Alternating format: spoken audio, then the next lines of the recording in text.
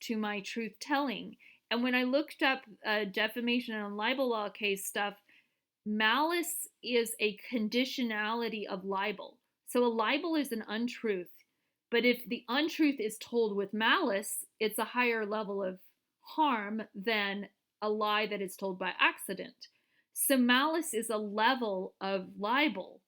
And what she said is that I had a malicious internet campaign that was extreme and unnecessary, which negated my equitable relief, which my California attorney friend is just like, this is a horrendous, blah, blah, blah. He thinks like I do.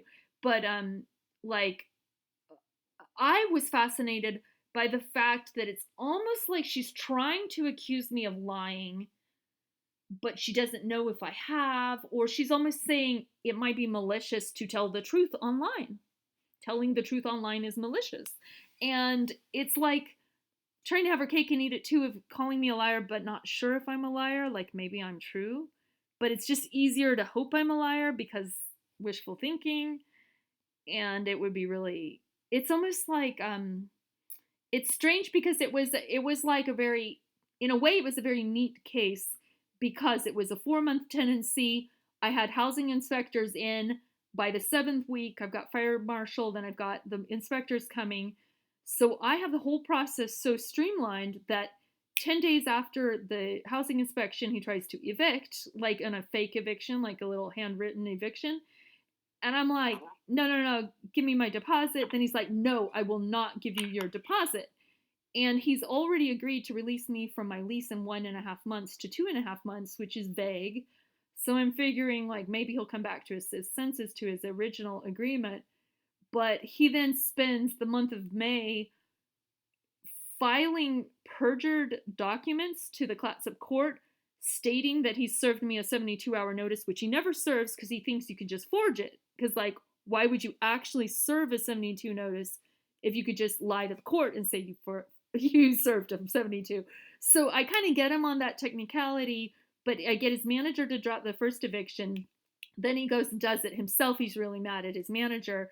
And then, oh my God. And then, like, I happen to amazingly just at the last moment get the good eviction lawyer in this county area. He gets it dropped and gets him billed for $750 for legal services. So my landlord's already calmed my lawyer. And then meanwhile, I'm trying to get out of there, but he's busy trying to give nasty references because he's a bitter, angry man. And for May, I'm assuming, well, you won't give me my deposit, so I guess that's May rent. And then he's forced me to work as his manager in April, but he's perfectly willing to lie to Judge Matthias that he didn't ask me or offer to remunerate and coerce me and, make me feel like you'll be kicked out if you do not operate as my manager. That was the implicit threat I was under, is I will retaliate against you unless you do this job. So it was kind of like human trafficking vibe, like you're captured by pirates, now you're my manager. And it's a crazy case. It's so weird because it was like kind of like a concentration camp and kind of like a coercive psychopath.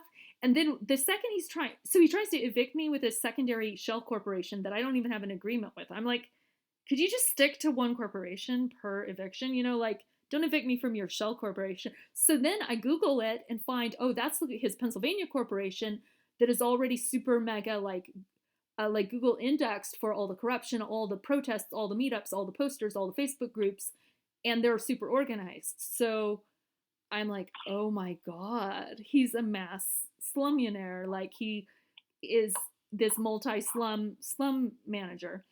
And what's his deal? Because he claims he's just an Intel engineer and he uses his Intel presence to make people think like I'm really charming and I'm just a Sagittarius and I'm good at programming, so I'm trustworthy. Not. And then he rips you off for all this black mold. Everyone who exits his operation gets like a $2,500 bill. That's his formula. Everyone owes him $2,500. He sends demands. He's ruthless. He acts like a stalker. He's a cyber troll. He's a texter, call you late, everything. And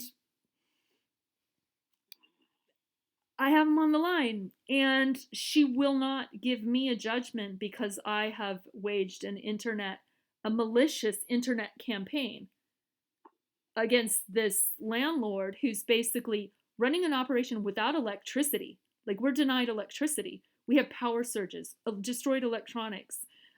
He's like, black mold, sewage blasting in, loud music, unsafe dwelling, like unsafe door, lighting fixtures don't work, like everything's slimy and grimy, like crazy people, like, oh my god, fires coming out of the socket, like fires, things being ignited, like electrical appliances turning to charcoal dust. So that's the bootleg that I just did, like, kind of because we talked about how do we make my FTR bootleg. So I haven't, like, put his name in the indexing because he's just like, I'm the victim of Mary Ang, poor me. I'm just her victim now of her malicious internet campaign. Well, he's basically raking in all this money, like, for doing nothing almost.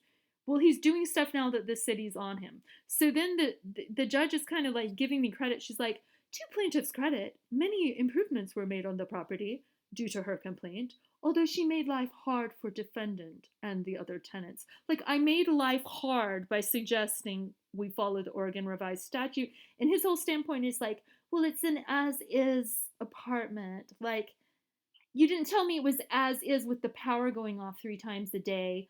I had to have a breaker box key to another woman's apartment. To every time I made a hash brown, all the power would go out. Mm. Oh, blah.